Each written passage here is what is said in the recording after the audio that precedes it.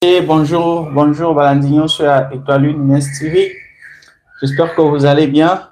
Quant à moi, je suis très bien. En tout cas, Dieu nous fait grâce. C'est avec beaucoup de plaisir qu'on se retrouve encore une fois aujourd'hui, le 21 octobre 2025. En tout cas, c'est une grâce qu'on soit en vie. Les jours passent, le temps passe. On est encore là, on est encore là. Décryptage politique, c'est avec votre frère Francis. Alors, comme vous l'avez lu sur le titre, on va parler de Constant Moutamba. Constant Moutamba en danger. Qu'est-ce qui se passe? Comme pour ceux-là qui ne savent pas encore, Moutamba avait été arrêté. Il doit écoper de 3 ans de prison.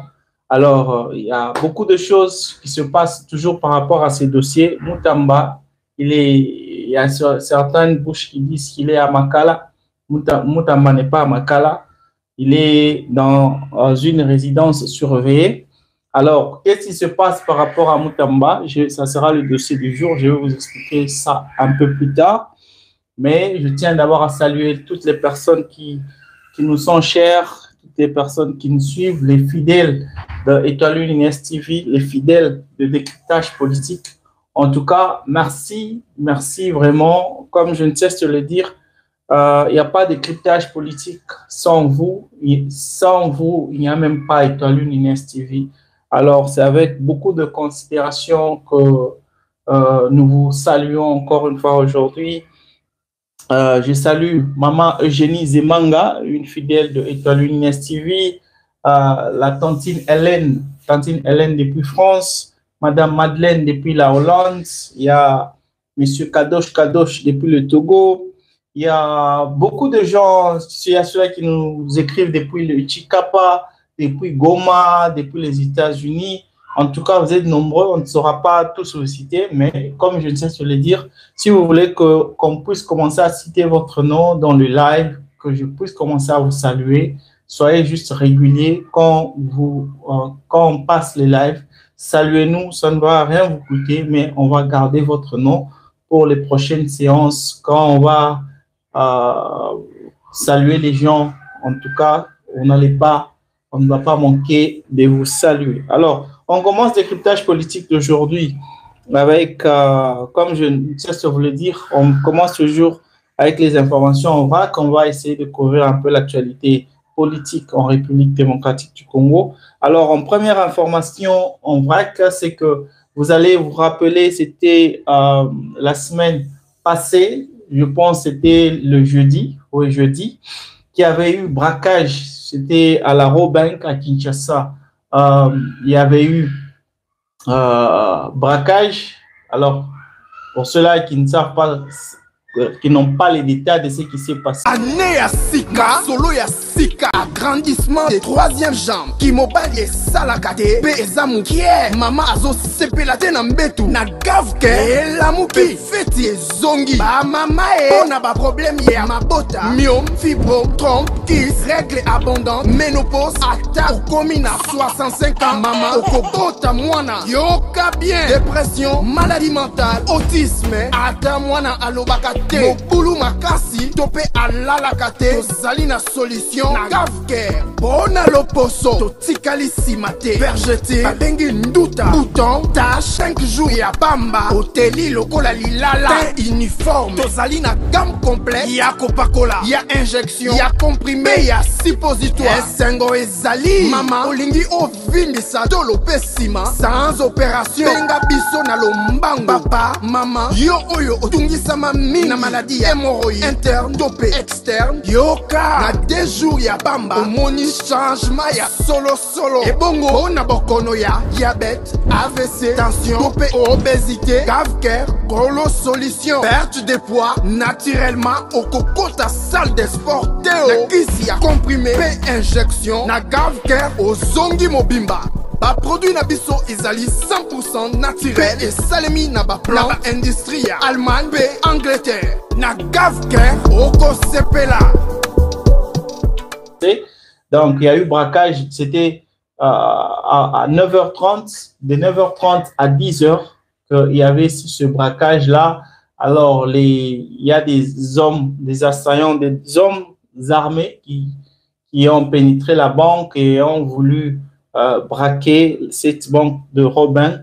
Mais malheureusement pour eux, il y avait eu, parce qu'ils ont tiré des balles de sommation avant de commencer leur opération, ce qui a alerté la police criminelle de Kinshasa, qui a pu intervenir à temps, ce qui a empêché à ces gens-là d'effectuer leurs manœuvres.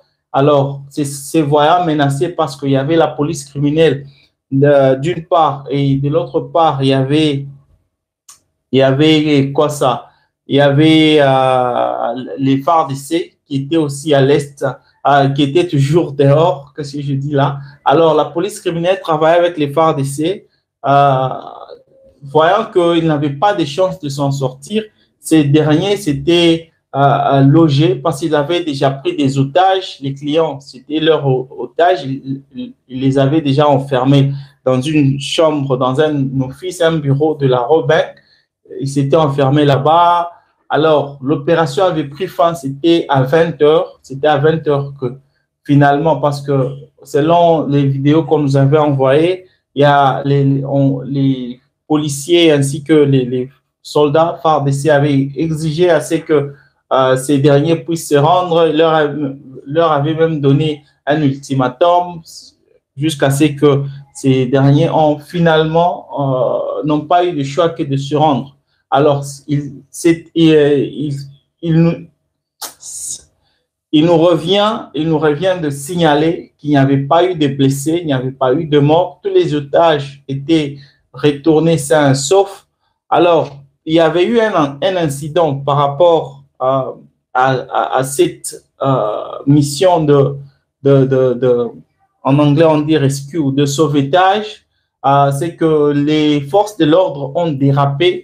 Il y avait eu une dame qu'on appelle l'Allemande, Honorine Porsche, cette dame qui était parmi les braqueurs. Et cette dame, quand elle a été appréhendée par les agents de l'ordre, il y avait un monsieur qui avait profité de cette situation-là. Il avait sorti son téléphone, il a commencé à déshabiller la dame en train de la filmer. Il ne s'était pas arrêté là. Après l'avoir filmé, il a publié ces vidéos-là. Alors, cela a vraiment indigné. Majoritairement, c'était les femmes qui se sont senties indignées quant aux droits de l'homme. La femme était déjà maîtrisable, elle était déjà dans les mains des forces de l'ordre. Alors, pourquoi arriver jusqu'à la déshabiller? Pourquoi arriver jusqu'à l'humilier comme ça? En tout cas, avec le respect que nous avons pour les femmes, en tout cas, beaucoup de femmes ont réagi par rapport à ça. Alors, ça ne s'est pas arrêté là. Le gouvernement avait exigé à ce que l'agent qui avait commis cela soit arrêté. Alors, ils étaient au nombre de 8 qui ont apparu devant le parquet pour chercher à savoir, pour connaître leur sort. Alors, il y a eu intervention du président Félix Tshisekedi qui a exigé des sanctions sévères contre les agents qui étaient impliqués dans le traitement infligé à cette dame, Honorine Porsche. Alors, le président Félix Tshisekedi a exigé qu'il y ait vraiment des sanctions sévères par rapport à cette dame-là, par rapport aux agents de l'ordre qui ont dérapé dans leur mission de sauvetage. Vraiment, on demande des sanctions. Alors, il y a ceux-là qui critiquent directement le gouvernement congolais en disant comment est-ce que ces gens-là comment est-ce qu'on peut arriver jusqu'à ce point-là? Comment est-ce qu'on peut sanctionner ces gens-là au moment où ces gens n'ont pas fait quelque chose de grave et on n'a même pas une seule fois cherché à réprimer, à récompenser ces agents-là pour leur mission qui a été réussie. Parce que nous ne devons pas nous voiler la face. N'eût été l'intervention rapide de la police criminelle, la Brobank allait être braquée. leur mission était déjà presque accomplie parce que tout le monde avait obéi. Quand on les a tous amenés quelque part, ils avaient juste besoin d'un peu de temps pour avoir l'argent qu'ils voulaient. Donc, il y a eu juste alerte générale, la panique. Il y a les forces de l'ordre qui sont descendues sur place. Donc, il y a eu une intervention vraiment qui était rapide. N'eût été leur intervention rapide, la Robinck allait être braquée. Alors, par rapport à ça, si je peux dire quelque chose, oui, je pense que le gouvernement devait d'abord reconnaître et remercier, encourager ces agents de l'ordre qui ont exposé leur vie pour sauver la banque, la Robinck. Ça, on devait le reconnaître. Bien sûr que ces gens faisaient leur boulot, mais ils pouvaient aussi craindre à ce qu'ils puissent mourir. Combien de gens nous avons à l'est du pays, des phares, des agents de l'ordre, des soldats qui sont censés protéger la nation à tout prix. Ces gens-là fuient, devant l'adversaire, mais il n'y a jamais eu d'impunité par rapport à tout ça. Ils font ce qu'ils veulent. S'ils veulent se battre, ils se battent. S'ils ne veulent pas, ils fuient. Qu'est-ce que vous faites de tous ces gens-là? Alors, selon moi, on devait commencer par remercier ces gens-là, leur donner quelques primes pour les encourager par rapport à ça, parce que je ne pense pas que ces gens-là vont essayer encore de braquer une banque. Ils vont peut-être se limiter aux cambistes tels qu'ils sont habitués, au lieu de vouloir essayer de braquer la banque. Vous voyez? Donc, c'est quelque chose déjà qui devait être félicité, qui devait être encouragé. Et puis, par rapport à ce qui s'est passé avec le monsieur qui a dénudé ou déshabillé la dame, la braqueuse, je pense que on connaît, moi j'ai suivi cette audience-là, le général qui était en train d'exposer le dossier, il a dit, le monsieur, on a même donné son nom, le monsieur qui a filmé, le monsieur qui a dénudé la dame et il a filmé, le monsieur, on connaît son nom et on connaît même qui a fait ça, on le connaît. Alors pourquoi ne pas juger, traduire en justice ce monsieur et laisser les autres, mais vous prenez 8 militaires dont 7 sont innocents, juste parce qu'ils ont été là, mais le monsieur lui-même qui a posé l'acte, lui qui devait être sanctionné, vous les laissez, vous les prenez, mais vous prenez aussi d'autres qui sont innocents. Moi, je trouve que ce n'était pas la bonne procédure et cela, ça ne peut que décourager aussi ces gens-là. Prochainement, peut-être qu'ils vont éviter d'exposer leur vie parce que c'était un braquage qui s'est fait en plein jour. Alors, il y a beaucoup de risques que vous soyez tués. Ça peut les décourager si ces gens venaient à être sanctionnés sévèrement, s'ils se retrouvent quelque part innocents par rapport à ce qui s'est passé. Je ne défends pas ce qui s'est passé, mais je vais juste mettre tout sur la table pour qu'on sache où on va avec le pays, où on va avec la justice congolaise. Alors là, c'était la première information en vrac. La deuxième, c'est Joseph Kabila. Il y a quelqu'un de Goma qui m'a appelé pour dire mon frère, qu'est-ce qui se passe? Vous avez dit que Joseph Kabila est condamné à la peine de mort, mais à Goma ici, il est libre, il se promène où il veut. Et d'ailleurs, il se pourrait que dimanche, on m'a même envoyé sa photo. Le dimanche, Joseph Kabila était à l'église Saint-Pierre, l'église catholique Saint-Pierre de Goma. Alors, on me dit, comment est-ce que Joseph Kabila est poursuivi par la justice de la RDC, mais il est à Goma, il se promène où il veut, il fait ce qu'il veut. Il a même eu l'audacité d'aller à l'église, de participer à un culte dans cette église que j'ai nommée l'église Saint-Pierre. Alors, comment est-ce que ça se passe? Alors, la réponse que j'ai à donner à ce monsieur qui m'a envoyé ça, c'est parce que j'ai même la photo de Joseph Kabila qui était dans cette église de Saint-Pierre.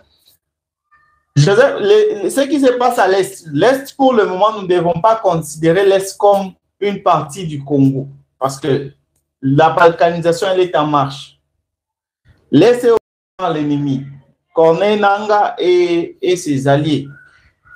C'est normal que Joseph Kabila, qui est considéré comme étant un associé ou bien le commanditaire de ce qui se passe à l'Est, qu'il puisse être là. La dernière fois, au mois de mai, quand Joseph Kabila avait fait son discours, avant même de faire son discours, Joseph Kabila était où? Il était logé, il était à Goma, protégé par les M23.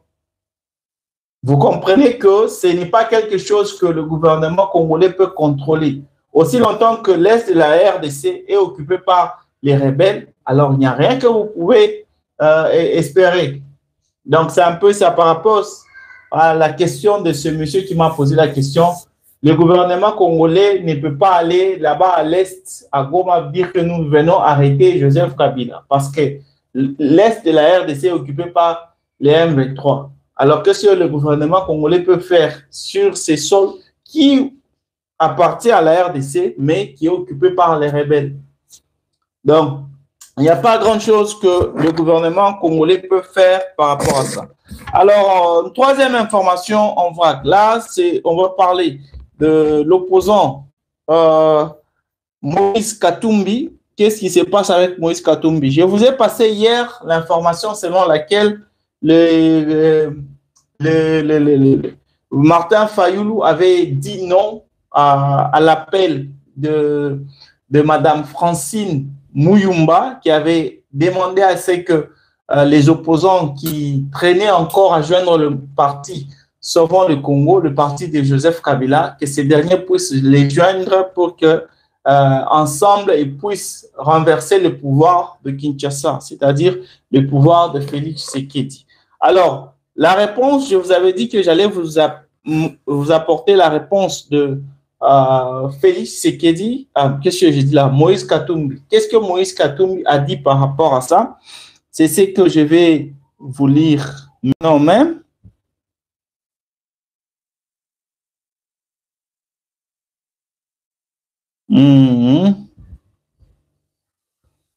Voilà.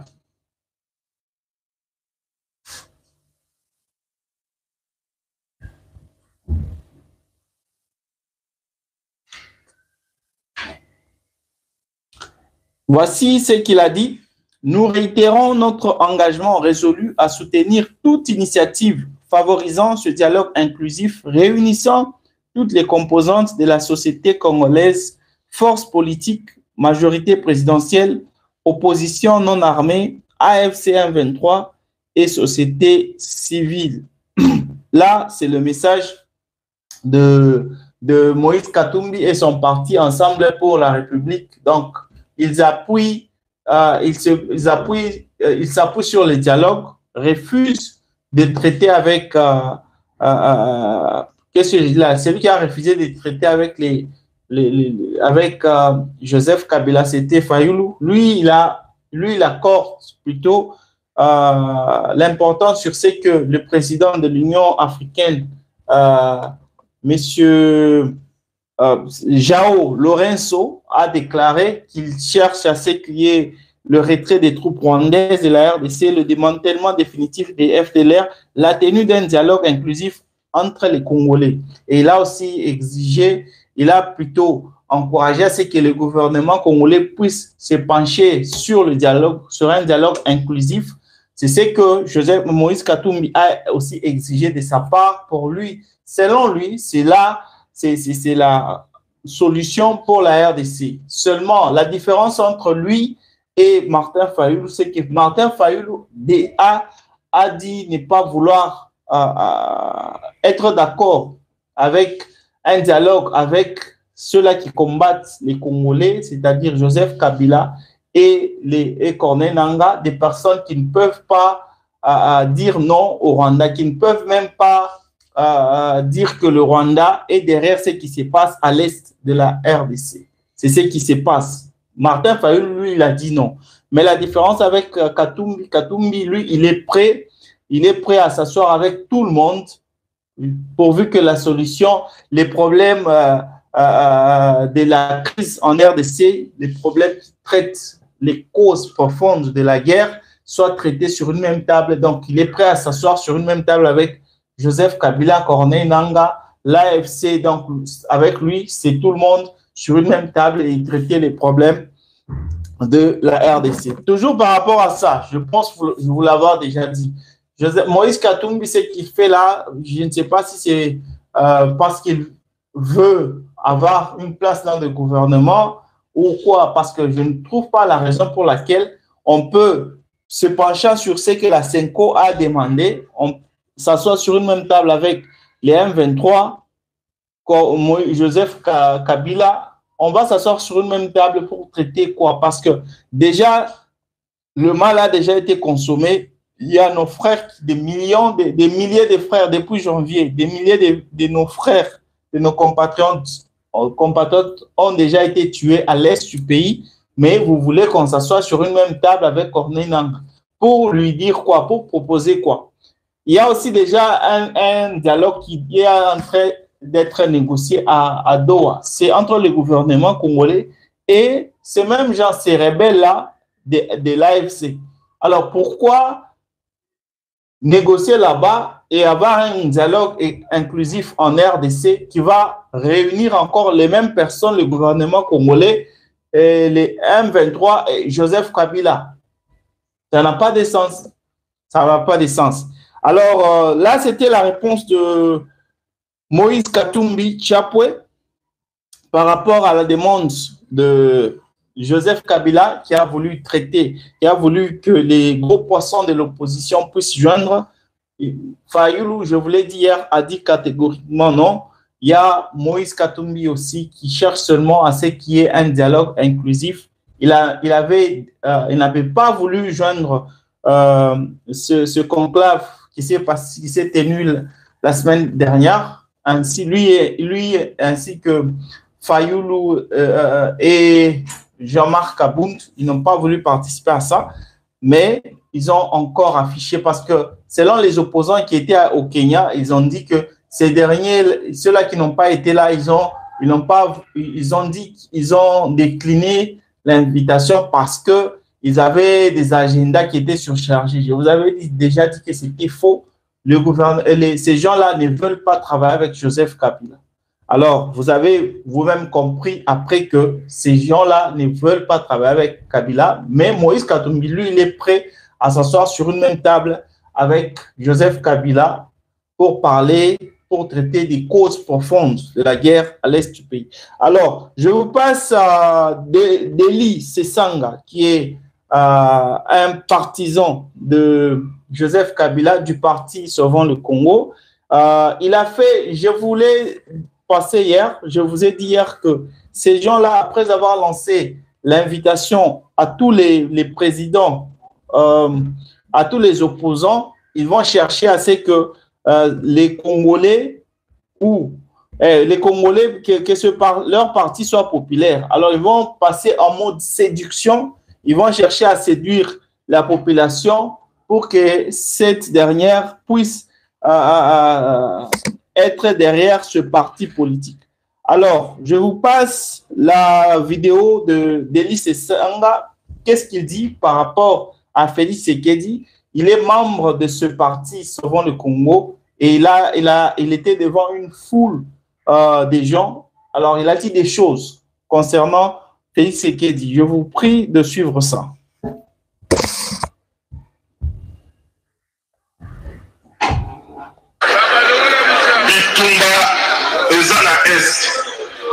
bandeko na biso bakomona place koleka tosengi tosilisa bitumba wana na kosolola na kati na mboka na biso na biso mapinga na biso mpe tosengi mapinga ya bapaya nyonso oyo ezali ebima kati na mboka na biso eza loyete biso moko bakongole nde tokobatela bomoi ya bakongole mpe bomoi bonsomi yekolo na biso moto akosa bino te lelo bakoloba biso baitoya na opposition tozali pour l'agression ya mboka non tozali moko na kati na bakongole oyo totelemela likambo wana tango bazali na bunagana tango bango baza kotambola pamba biso tosala marche monene wana kisasa mpona kosenga ete baronde babima na mboka na biso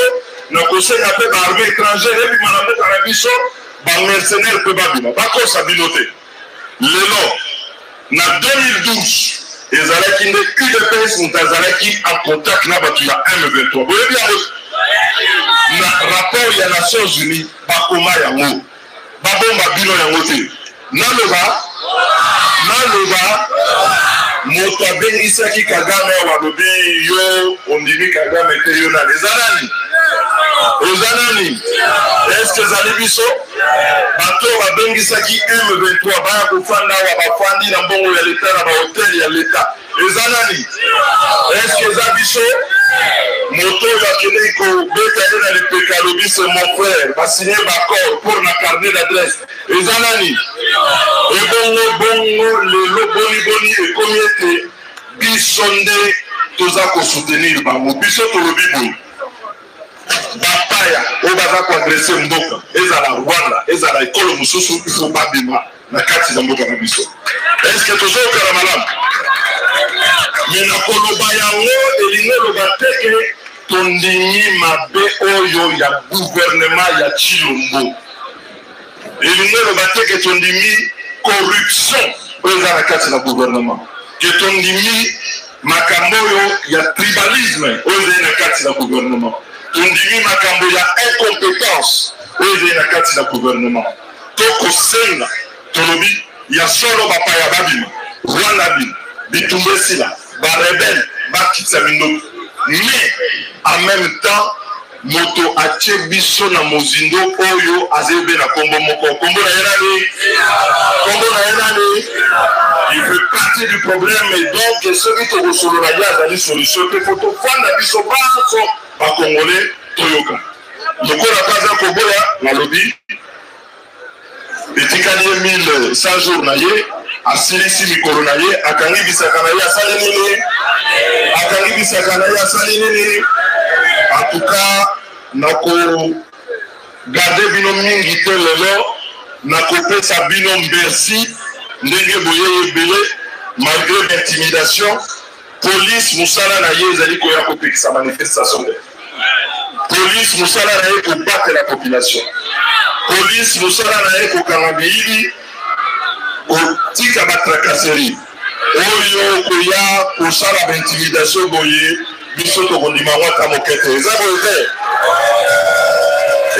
te police abatelaka population atika tracasserie batika bisalela moto nyonso azali na droit ya koloba na kati na mboka na biso yango na likolo na yango topesi bino appel oyo tolance eza na 10 points tosengi na bino baso tosangana na nsima ya appel wana toza nsima Chilombo te tokolanda te baninga mosusu biso tolobi congolais peuple congolais ye moko azwa makambo ne na maboko tosangana soki bakolinga kobengola constitution toteleleli bango eza boye te moto alinga kokota arme ya banguna awa toteleleli ye tosengi na baarme nyonso oyo ezali ya bakongole te babima na kosenga na bino ntango bokosonga na bakartier na bino ntango bokosonga bisika bofandi boexplike bandeko tesengeli tosangana po totombola ekolo na biso moto abangisa moninga te ndongo mboka oyo ezali mboka na biso baso napesi bino botondi mingi po boyekola na biso pe likolo ezali koya tokobenga bino na milulu mosusu na baaktivité mosusu mpona komanifeste mpona kotelemela dictature oyo ya M. Tshisekedi na bato na ye. Merci mingi. Je pense qu'on a tout suivi. Je rappelle, pour ceux-là qui n'étaient pas avec nous, ce monsieur, c'est un monsieur qui était au Kenya, à Nairobi, dans ce fameux conclave de la semaine passée, c'était jeudi, mercredi et jeudi. Alors, par rapport à tout ce qui s'était passé, Joseph Kabila avait pour but d'organiser de créer plutôt un parti politique, chose qu'il a faite. Il a créé son parti Sauvons le Congo, un autre parti après le PPRD, après le Front commun pour le Congo, le FCC. Il a finalement créé Sauvons le Congo. Alors, ce monsieur fait partie des partisans de ce parti. Je vous l'avais dit qu'ils vont maintenant passer à la séduction, à la phase séduction, chercher à séduire la population. Vraiment, quand j'ai vu la vidéo, ça m'a beaucoup attristé parce qu'il fallait voir la foule qui était là pour soutenir ces messieurs, soutenir ce parti Sauvons le Congo. Et je ne sais pas si c'est l'ignorance qui conduit les gens à soutenir des gens comme ça, je ne sais pas. Mais comment vous pouvez soutenir quelqu'un qui travaille avec l'ennemi de la nation, l'ennemi des Congolais? Ces gens-là ne peuvent même pas dénier, ne peuvent même pas dénoncer le Rwanda. Félix Tshisekedi avait donné une condition pour s'asseoir sur une même table avec ces gens. La condition, c'était reconnaître que le Rwanda est derrière ce qui se passe à l'Est. Ces gens sont incapables de le faire. Mais ils ont créé un parti politique et ils sont devant vous et vous êtes prêts à les soutenir. Je ne sais pas. Je vous passe l'information du jour. C'est l'information concernant Constant Mutamba. Qu'est-ce qui se passe avec Constant Mutamba? Je vous le rappelle, il est en détention. Il est dans une maison surveillée. Il y a des médecins qui étaient envoyés pour le traiter, bien que c'était un peu trop tard par rapport au moment où il était tombé malade, parce que je vous rappelle que toutes ces audiences qu'il a passées, il les a passées devant la Cour de cassation. Il était souffrant. La situation s'est envenimée quand il était arrêté, mais quand même, le gouvernement a permis à ce qu'il y ait des médecins à sa disposition pour veiller sur sa santé. Alors, il est en bonne santé, ou je dirais, il n'est pas comme il était. Alors, sa santé s'est améliorée. Alors, le problème avec lui, ce n'est pas lui, mais non. Le problème, c'est avec son avocat. Je vous prie de me pardonner, il y a quelqu'un qui est en train de faire un boulot là dehors. Alors, c'est ce qui explique un peu ces bruits que vous écoutez. Alors, le problème, c'est avec son avocat. Son avocat s'appelle Joël Kitenge. Joël Kitenge il fut l'un des avocats de Constant Mutamba. Il a dit quelque chose que j'ai voulu partager avec vous. Je vous prie vraiment de bien suivre ça parce que je ne vais pas revenir là-dessus. Avocat Mukoya, avocat conseil, arrivé à avocat privé, il y a Constant Mutamba. Alors, il y a un avocat ya Constant Mutamba, na procès wana, au travail de Mutamba. Et en dehors de ça, on a une communication Mukoya Mabe pour dire que Mutamba a un niveau ya Gombe, au moment où il a un niveau à la police. Bazo se réserver droit à un dossier pour sanctionner et en plus de cela comment les animaux vous avez utilisé pour savoir pourquoi tu as travaillé à Mutamba. La dernière minute comme ça, les gens ont jamais pour la Mutamba. Aujourd'hui, Mutamba est dans des conditions un peu difficiles. Comme on a pas travaillé les ressources, je ne comprends pas ce qui s'est passé. Je veux bien que ma compagne les a gentils à Mutamba. Mais si ceci a été une discussion gentille là Constant Mutamba. Pour parler ça de moi, je comprends que la reconnaissance n'est pas de ce monde. L'ingratitude est une qualité congolaise. Comment ça? C'est moi qu'on peut remercier à ce monnaie. La monnaie de singe n'a sans son. Alors qu'on aille devant le parquet, moi je vais porter la gentille plainte. Tu vas porter plainte s'il dit avant la population de Mutamba. Je n'accuse lui et c'est Constant Mutamba pour dire j'ai resté l'argent de qui? 2. J'ai fait ma note d'honoraire que Mutamba et compagnie payent mes actes. Je précise dans ces procès. On ne doit pas jouer blague à ce stade-là. Mutamba ne doit pas chercher à lier tout le monde dans tout le monde, puisqu'il sait que je travaille dans ces dossiers et je connais beaucoup sur ces dossiers. Et il n'est pas en position d'oser m'affronter. Ni Moutamba, ni Santi. Moutamba n'est pas en position d'oser Il ne peut même pas ouvrir sa bouche pour affronter. On va étaler tout. Ah, tu détiens la vérité. On va étaler tout. Tu détiens la vérité. Attention de se faire penser pour les anges et d'affronter des gens comme Joël ou l'autorité pour la Mouka comme Joël. Donc, dans la dossier, oui, la vérité, il y a un mère et à voir, respectons-nous, messieurs. Il y a le conseil de l'ordre est un conseil de l'ordre pour tous les avocats. Bien sûr. Santi qui vient d'avocat, est-ce qu'il y a-t-il pressé dans ce dossier? Accompagnez ça, à poser acte. Vous reconnaissez que j'ai beaucoup donné dans ce dossier. L'erreur faite, devant informer de la police, je viens seul devant la télé, je présente les excuses, je corrige. Et vous revenez dans les réseaux sociaux, vous me présenter comme un moins guerrier. Est-ce que même devant Zambé, Dieu peut te pardonner pour cette façon de remercier un frère qui t'a pris pour frère et qui s'est sacrifié et qui continue à le défendre jusqu'à aujourd'hui? Chaque télévision, on pose la question de tout en bas, je parle toujours en bien. Aujourd'hui, vous avez la vérité dans ma dossier. Je le présente et je le dis. Vous avez la vérité. Là, Moutamba et l'ensemble de ceux qui le défendent, personne n'est en mesure de me menacer et personne n'est en mesure d'affronter le média pour qu'on découvre tout. Ah, on découvre quoi? On découvre quoi? Et de faire sa face qu'il est en train de le faire là, calmement. Merci, Tata. Vous avez la vérité, vous avez la vérité. Bon, à la vérité, vous avez la vérité. C'est vrai, pour enquête de Frivao, je sais le matériel, le secret. Enquête, il y a Frivao. Non, moi, il faut se respecter. Moi, je jusqu'ici, Moutamba de même, mon frère. Très bien, merci. Jusqu'ici, Moutamba de même est client. Et il me doit de l'argent. Moutamba, ça va, mon ami. Ah, merci. Suivi ce qui s'est passé. Donc, cet avocat, M. Joël Kitenge, est en train de réclamer ses honoraires. Donc, tout le temps qu'il avait passé en train de... Il a passé devant la Cour de cassation à défendre Constant Moutamba. Il se peut que Moutamba n'avait jamais payé cet homme. Il n'avait jamais payé cet homme. Cela a fait que le monsieur puisse exiger son argent, ses honoraires.